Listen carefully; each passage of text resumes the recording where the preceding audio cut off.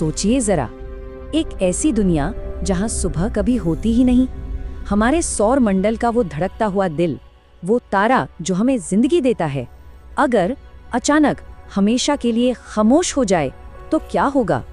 नहीं, ये किसी साइंस फिक्शन फिल्म का सीन नहीं है। ये एक बहुत ही संजीदा सवाल है जो हमारे होने या ना होने की बुनियाद पर ही सवाल उठाता है।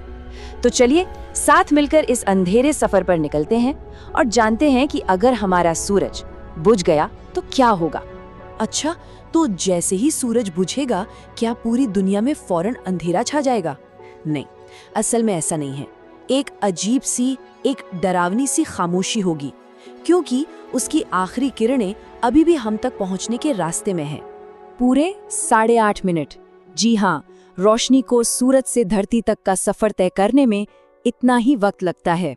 मतलब 8.5 मिनट तक हमें पता भी नहीं चलेगा कि हमारा तारा मर चुका है। सब कुछ बिल्कुल नॉर्मल लगेगा। ये किसी बड़े तूफान से पहले की खामोशी जैसा होगा। और फिर ठीक 8.5 मिनट बाद स्विच ऑफ। एक झटके में अंधेरा, ऐसा अंधेरा जो कभी खत्म नहीं होगा। और वो चांद जो हमारी रातों को रोशन करता था, वो भी आसमान में बस एक काला धब्बा बनकर रह जाएगा। क्यों? क्योंकि उसकी अपनी कोई रोशनी तो थी ही नहीं, है ना? तो रोशनी तो गई, लेकिन उसके साथ साथ चली जाएगी गर्मी। धरती जो अब तक सूरज की गर्मी से कंबल की तरह लिपटी हुई थी, अब वो अंतरिक्ष की बर्फीली ठंड के हवाले हो जाएगी। मतलब महाठंड का दौर शुरू हो चुका है। और ये गिरावट बहुत तेजी से होगी। सिर्फ 24 घंटों के अंदर धरती का औसत तापमान गिरकर 0 डिग्री सेल्सियस पर आ जाएगा। एक हफ्ते के अंदर ये -17 डिग्री तक पहुंच जाएगा। सोचिए, अंटार्कटिका से भी ज्यादा ठंडा। एक महीने में -50 और एक साल के अंदर -100 डिग्री सेल्सियस। धरती की सतह पूरी तरह से जम चुकी होगी। फर्क बिल्कुल साफ है। देखिए, सूरज के साथ हमारी धरती का औसत तापमान है 15 डिग्री सेल्सियस, मतलब जिंदगी के लिए एकदम परफेक्ट। लेकिन उसके बिना ये सिर्फ -100 डिग्री की एक बंजर वीरान जमीन बन जाएगी। ये आंकड़े हमें बेरहमी से याद दिलाते हैं कि हम अपने तारे पर कितना ज्यादा निर्भर हैं। लेकिन धरती की शक्ल बदलने से भी कहीं ज्यादा बड़ा सवाल ये है कि इस हमेशा रहने वाले अंधेरे और ठंड में जिंदगी का क्या होगा? देखिए, धरती पर ज्यादातर जिंदगी की पूरी कहानी सिर्फ एक प्रोसेस पर टिकी है, प्रकाश संश्लेषण यानी फोटोसिंथेसिस। सूरज की रोशनी के बिना जिंदगी की ये बुनियाद ही ढह जाएगी। हाँ, ये हो सकता है कि समंदर की बहुत ज्यादा गहराइयों में जियोथर्मल वेंट्स के पास रहने वाले कुछ जीव बच जाएं, जो सूरज पर निर्भर नहीं है, लेकिन सतह पर सब कुछ खत्म। इसका सीधा सा मतलब है कि हमारी पूरी फूड चेन, मतलब खाद्य श्रृंखला, ताश के पत्तों की तरह ढह जाएगी। सबसे पहले सारे पेड़ पौधे मरेंगे, क्योंकि उन्हें खाना बनाने के लिए धूप ही नहीं मिलेगी। फिर उन पौधों को खाने वाले शाकाहारी जानवर, और आखिर में शाकाहारियों का शिकार करने वाले मांसाहारी जानवर।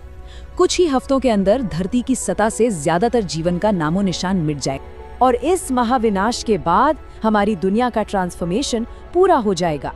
जो कभी जिंदगी से भरपूर एक हरी नीली दुनिया थी, अब वो बेजान बर्फ का एक गोला बनकर रह जाएगी। हमारे महासागर जो जिंदगी का घर थे, वो पूरी तरह से ठोस बर्फ बन जाएंगे। इस ग्रह की सतह पर तरल पानी की एक बूंद भी नहीं बचेगी, सब कुछ जम जाएगा। इसे यूं समझिए, हमारी दुनिया की नसें, नदियां और महासागर सब जम चुके थे। ये एक ऐसी हकीकत होगी जिससे लौटना नामुमकिन होगा। धरती एक खामोश जमी हुई कब्रगाह बन जाएगी। लेकिन कहानी सिर्फ यहीं खत्म नहीं होती। हमारी दुनिया की तकदीर का फैसला सिर्फ उसकी सतह पर ही नहीं हो रहा। असल में खला की गहराइयों में एक और भी बड़ा ड्रामा शुरू हो चुका है। देखिए, सूरज हमें सिर्फ रोशनी और गर्मी ही नहीं देता, उसकी ग्रेविटी, उसका गुरुत्वाकर्षण भी है जो हमें अपनी कक्षा में बांधे रखता है। सूरज के बिना वो पकड़ भी खत्म। धरती अपनी कक्षा से निकलकर अंतरिक्ष में एक सीधी रेखा में बस तैरने लगेगी।